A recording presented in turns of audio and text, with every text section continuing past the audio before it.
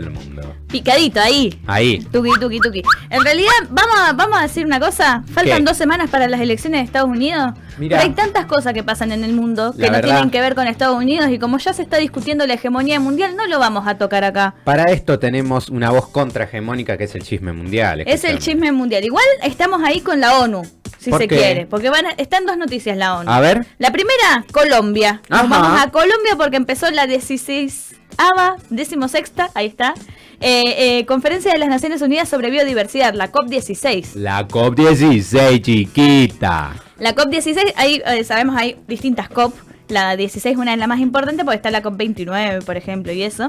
Esa es sobre cambio climático. Exactamente. Se celebra cada 2 años y se establecen las agendas, los compromisos, los marcos de acción y las decisiones globales sobre la protección de la diversidad biológica, que es como decir, bueno, a ver, ¿cuántas especies de árboles, pájaros, plantas, arañas, todo existe en el planeta? Es imposible llevar un registro porque hay muchas cosas que todavía se siguen descubriendo y hay muchas cosas que se van extinguiendo también, sobre todo por la mano humana, que muy bueno no somos. Y en este sentido se reunieron en Colombia. No es menor la elección del lugar porque Colombia, recordemos, hay un gobierno, si se quiere, de izquierda, centroizquierda, progresista. Gustavito Petro está. Gustavo Petro, exactamente. Quien lo lleva adelante, obviamente, es la ministra de Ciencia de Colombia, Yesenia Olaya, y obviamente también la ministra de Ambiente. Y están participando 193 naciones. Se mandaron sus delegaciones. Y lo que están buscando en este momento es democratizar la información de los recursos genéticos y garantizar una redistribución justa y equitativa de las ganancias de los sectores productivos. Bien. ¿Qué quiere decir esto? ¿Qué? Porque ¿qué pasa? Los países del sur global justamente somos los que tenemos más deuda, los que tenemos menos posibilidad de desarrollarnos. Además vienen de la ONU, de distintos organismos, y nos dicen, ustedes no pueden contaminar porque tienen que cuidar el planeta. Pero ellos ya no solo contaminaron todo en sus países, sino que ya se desarrollaron y ya pueden hacer todo verde. Si ellos quieren. están en edad imperial, si lo quieren Claro, poner en idioma Age of Empires. Claro, ellos ya se evolucionaron todo lo máximo posible en su Nosotros sociedad. estamos en edad de piedra. ahí, Exactamente. queriendo construir el castillo. Exactamente, nos vienen a decir cómo tenemos que cuidar el ambiente nosotros, pero además, por ejemplo, si no te adherís, pueden venir ellos y contaminarte ellos, pero vos no podés porque no tenés las empresas de tamaña y envergadura, ¿no? ¿Me dejás meter un chivo ahí? Mételo. En @ desde la raíz-bajo de la R. Hay una compañera que está en Colombia cubriendo la COP16 en estos momentos. Muy bien, pero Bianca me hubieras Colefi. dicho, la llamábamos. Así que todas las novedades también del día a día se están subiendo ahí desde la raíz. Obviamente, bueno, como decíamos, los sectores ambientalistas están proponiendo pasar del extractivismo de los conocimientos de la biodiversidad a una especie de conocimientos potencializadores en materia de crisis climáticas y bioeconomía. ¿A qué se refiere? Todo lo que es la economía aplicada a los sistemas de la biosfera, en ese sentido. Y buscan potenciar iniciativas desde pueblos indígenas y afrodescendientes. Esto decía Yesenia Olaya, la ministra de Ciencia de Colombia, en una entrevista que le hacen ahí, una transmisión en vivo, que se parecen mucho a las radios abiertas que hace Radio Estación Sur. Y te diría que nosotros tenemos mejor calidad que ellos. Pero Llámenos, viejo. Claro, nos llaman a cubrir, nos vamos a topar Colombia. Bueno, el día de hoy vamos a tener unos encuentros con las 193 naciones que hacen presencia en la COP16 para discutir la creación de un nuevo mecanismo multilateral que permita democratizar los accesos de información en materia de recursos genéticos y garantizar una mayor distribución justa y equitativa de las ganancias que se producen en diferentes sectores productivos. ¿Por qué es importante? Porque tenemos que cambiar el sistema económico, pasar de un sistema económico extractivo de los conocimientos de la biodiversidad a un sistema económico que potencialice las respuestas urgentes en materia de crisis climáticas, pero que permita dinamizar una nueva economía en el marco de la bioeconomía para potenciar las iniciativas que se están desarrollando desde los pueblos indígenas y afrodescendientes. Pero para esto necesitamos un compromiso de las naciones. No podemos seguir en una perspectiva geopolítica extractiva de la biodiversidad que no genera tener una mayor distribución de la riqueza, sino que esas ganancias puedan tener impacto en el desarrollo de las naciones. ¿Qué tipo de impactos? Fortalecer la capacidad de investigación, aumentar la capacidad y la formación del talento humano, que por medio de la ciencia se puede articular la política y la cultura para dar respuestas integrales a las diferentes afectaciones climáticas que vive la humanidad desde una perspectiva diferencial y de esta manera agenciar nuevos modelos económicos que garanticen la sobrevivencia de la vida humana y el cuidado del planeta. Avisale a los países de la OPEP, por ejemplo, a Canadá, a Suiza, que te meten las mineras en los países del tercer mundo. Fax. Pero bueno, ¿qué pasó entonces? Ella dio una entrevista también, Yesenia Olaya, en una radio. Estaba hablando, obviamente, imagínate cómo están los medios colombianos, que toda su vida tuvieron conflicto bélico, una derecha gobernando y todo que se resuelve a los tiros, básicamente. Claro. Que de repente viene un gobierno más progresista, más desde el enfoque de los derechos humanos. Claro, buscan cualquier cosita para pegarle. Y sí. No solo los medios, sino obviamente los sectores concentrados y desde afuera también. Entonces ella plantea esto de crear una nube de datos propia para Colombia. Dice, bueno, si estamos proponiendo esto a nivel mundial, de tener todos los datos de la biodiversidad, vamos a poner uno en Colombia, vamos a empezar por casa, dice. Y pone como ejemplo la industria de Chile y Argentina del vino. Y dice, bueno, este proceso impulsó la transferencia de tecnologías y ayudó. Obviamente el periodista que le estaba entrevistando, que se llama Néstor Morales, le empezó a decir, no, bueno, pero el vino tiene siglos de historia y es implantado en América Latina y viene de Egipto y viene de Europa y viene de Medio Oriente, no son de origen... Y ella dice, no, pero el ejemplo es cómo se compartieron la información Chile y Argentina. Obviamente salieron a pegarle un montón de cosas, pero todo para bajarle el precio porque la COP16 es un éxito y está sucediendo en este momento en Colombia, en Latinoamérica. No es menor, tal vez todas estas iniciativas no tengan un eco en los países concentrados, pero tampoco importa. Y decíamos recién Chile y Argentina. ¿Qué pasó? Esto yo no sé cómo te lo voy a contar sin reírme. Pero bueno, se volvió a hablar mi ministra de Seguridad, Patricia Bullrich. Estuvo en un... ¿Qué dijo Patricia Bullrich? En un foro, es la cuarta etapa del curso bajado en la lucha contra el narcotráfico. Ajá.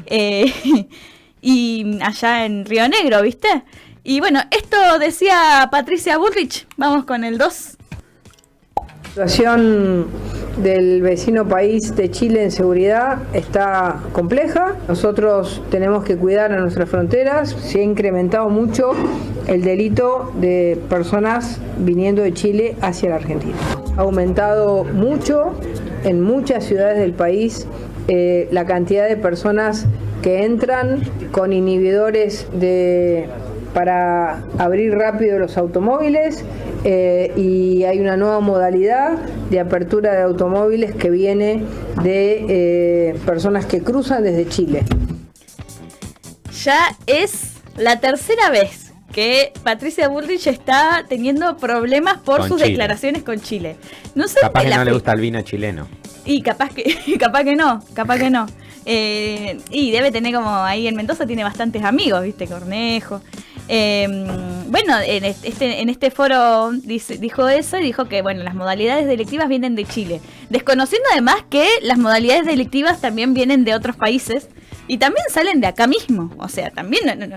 Pero hay que tener un dato no menor, que hay una cosa cierta, que Argentina dentro de todos los países de América Latina es uno de los más seguros, incluso por encima de Uruguay. Mira, no te la esperabas de esta. Y Chile sí tiene este problema, ¿no? En Río Negro han aumentado los robos de autos justamente con esta modalidad. Pero bueno, ella directamente acusa a los chilenos. Y porque fue a Río Negro, que imagino el pegadito. Claro, pero el asunto es ¿por qué acusar a los chilenos y no a los propios rionegrinos que pueden ir al otro lado y traer esos inhibidores de señal? Bueno, vaya a saber. Obviamente, el gobierno de Boric, hasta la derecha chilena salió a quejarse de Patricia Bullrich. Esto les decían. Millones de personas que cruzan la frontera. Una frontera de 5.700 kilómetros de longitud. Hay no sé cuántos pasos. Entonces, va y viene, ¿no? También se ha hablado a veces de que hay un cierto contrabando de armas que viene de Argentina a Chile. Bueno, en fin, pero somos dos países limítrofes. Ojalá no hubiera todo esto que estamos hablando, pero los dos países tienen sus problemas de seguridad. Es terrible. Ya la ministra había dicho en algún momento que en Chile había una célula de Hezbollah en Iquique, que queda al norte.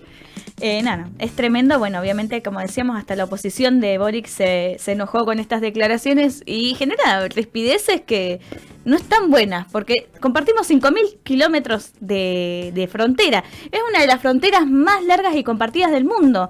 Incluso hay un país que es el más grande del mundo, con el segundo país más grande del mundo, Rusia, que son Rusia y China. Ajá. Comparten 4.000 kilómetros de frontera. Mira. Nosotros con Chile compartimos más y no somos tan grandes. ¿Más compartimos? Compartimos 1.000 kilómetros más, 1.000 y pico kilómetros más. Sí.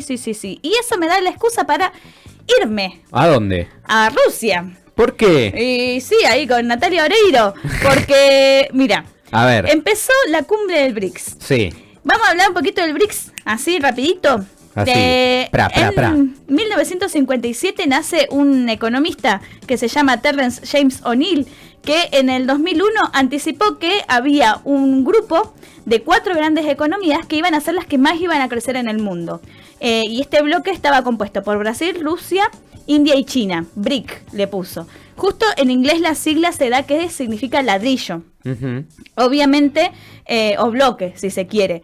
Esto no fue menor cuando anticipa esta cuestión, porque esto fue en 2001, en el 2009 se hace la primera cumbre de este grupo y después, bueno, obviamente invitan a Sudáfrica también, y a partir del 2012 comienzan a reunirse anualmente el grupo de los BRICS.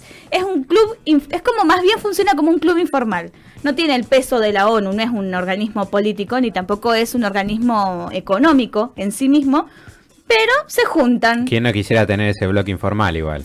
Con Putin a la cabeza. Olvídate.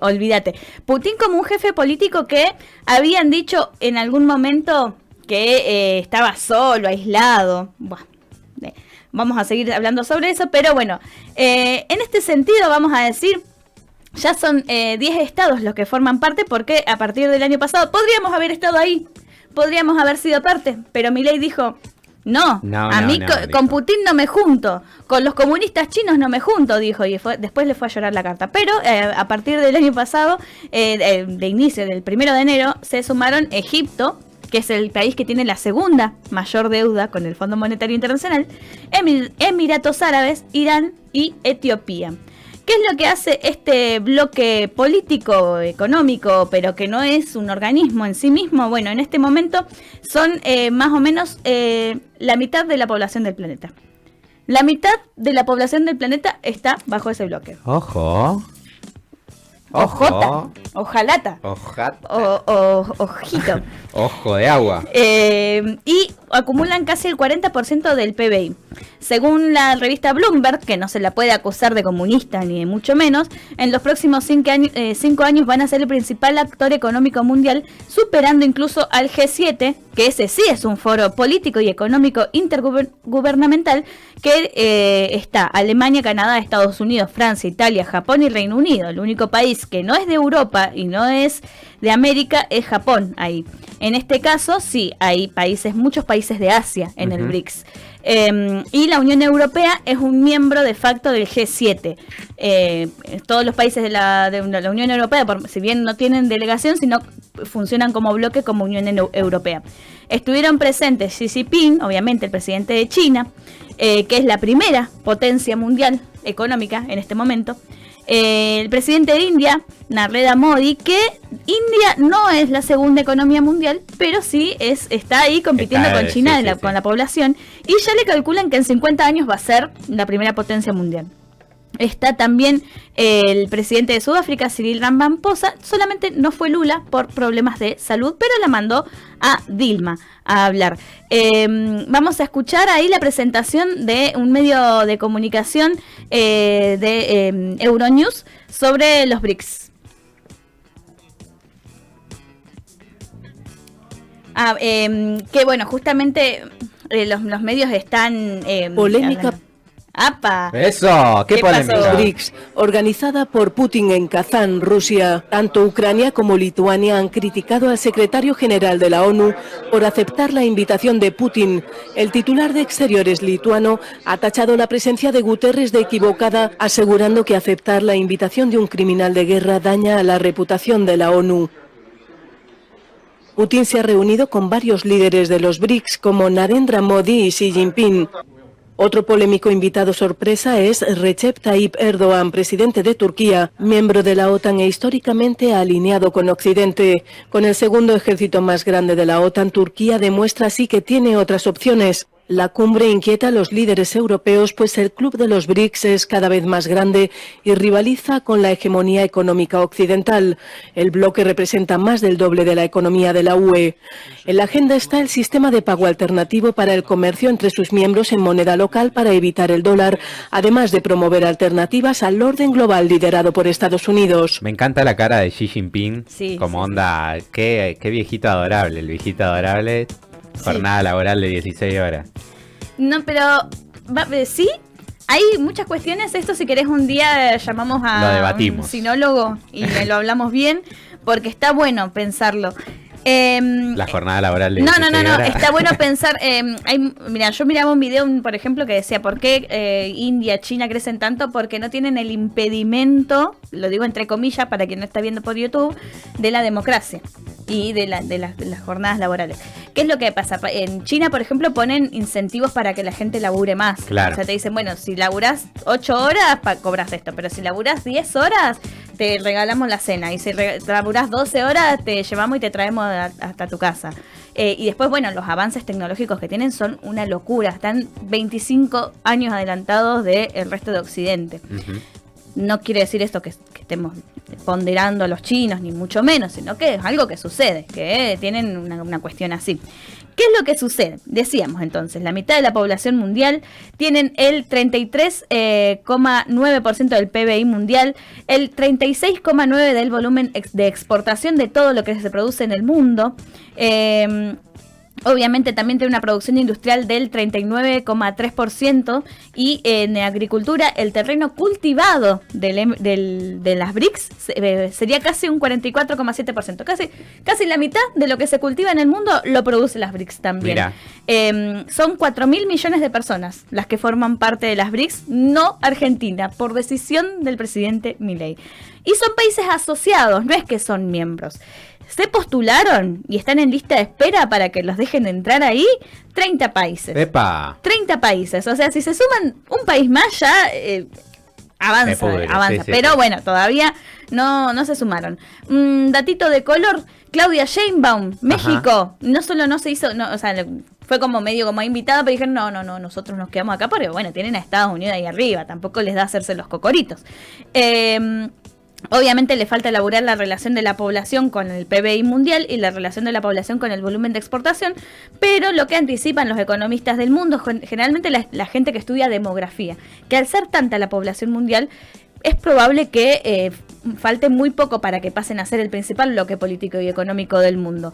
¿Qué es lo que pasa? Además, se anticipa que India va a ser en 50 años la segunda potencia del mundo y que, bueno, obviamente ya pasaron no solo en población, sino en gente al bloque europeo, como escuchábamos recién en el video. Uno de los datos de color, y tenemos ahí el 8º video para ir ponchando solamente para verlo, es que Putin se va a reunir con Antonio Guterres. Mirá. ¿Quién es Antonio Guterres? Como decíamos, hace 2 semanas, una semana, ¿cuándo fue que hablamos de la ONU? Es el secretario general de la ONU, es un español que trabaja en derechos humanos. Recordemos, esta cumbre se iba a hacer en Sudáfrica. Mirá. ¿Por qué no se hace en Sudáfrica? ¿Por qué? Porque pidieron el arresto de Putin hace unos meses. ¿En Sudáfrica? No, a nivel mundial, tipo Putin lo tienen que arrestar, y como Putin está en Rusia y no se va a extraditar al mismo, dijo, vengan a buscarme, muchachos. Dijo, bueno, yo no puedo salir de mi país, pero vengan, yo les organizo acá ¿y por qué va Antonio Guterres? Muy criticado además, porque además viste cómo son cuando Estados Unidos no quiere que la gente se junte con Putin. Dicen, ay no, que Putin está solo. No, bueno, bastante acompañado, 30 países. 30 países lo fueron ahí a dejar sus delegaciones.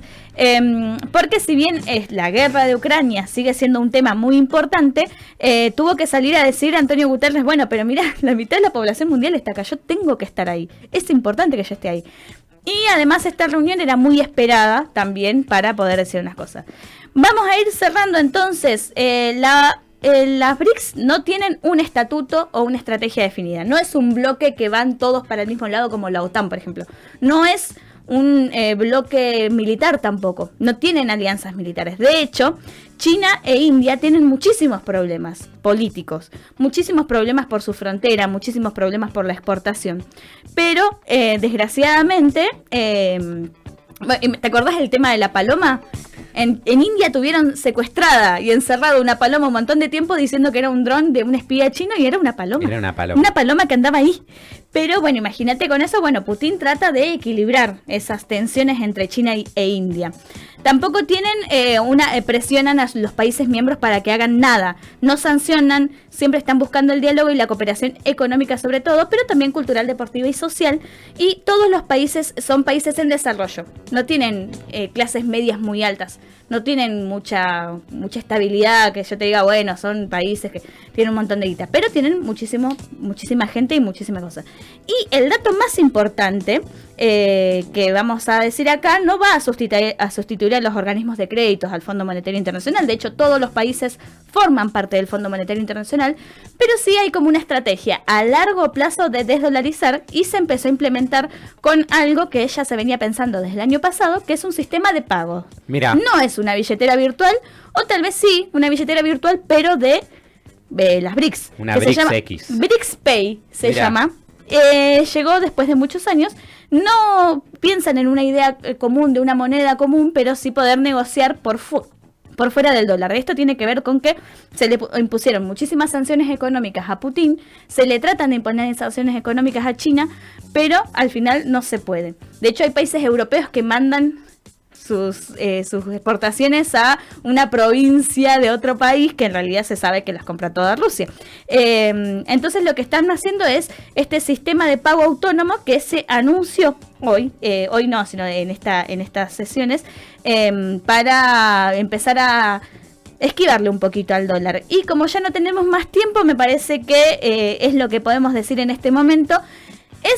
Podríamos decir, la frutilla de la torta, Uh-huh. la cereza del helado, Uh-huh. de un proceso que empezó hace muchísimos años de la descolonización y del crecimiento del sur global.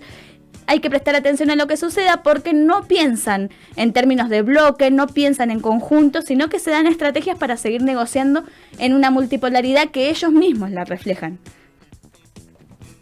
No tengo nada más para decir. Cierra acá, aguante el BRICS. Aguante el BRICS, vieja. 8 minutos pasan de las 11 de la mañana, Rochita con su chisme mundial. Hasta las 12 hacemos clase turista.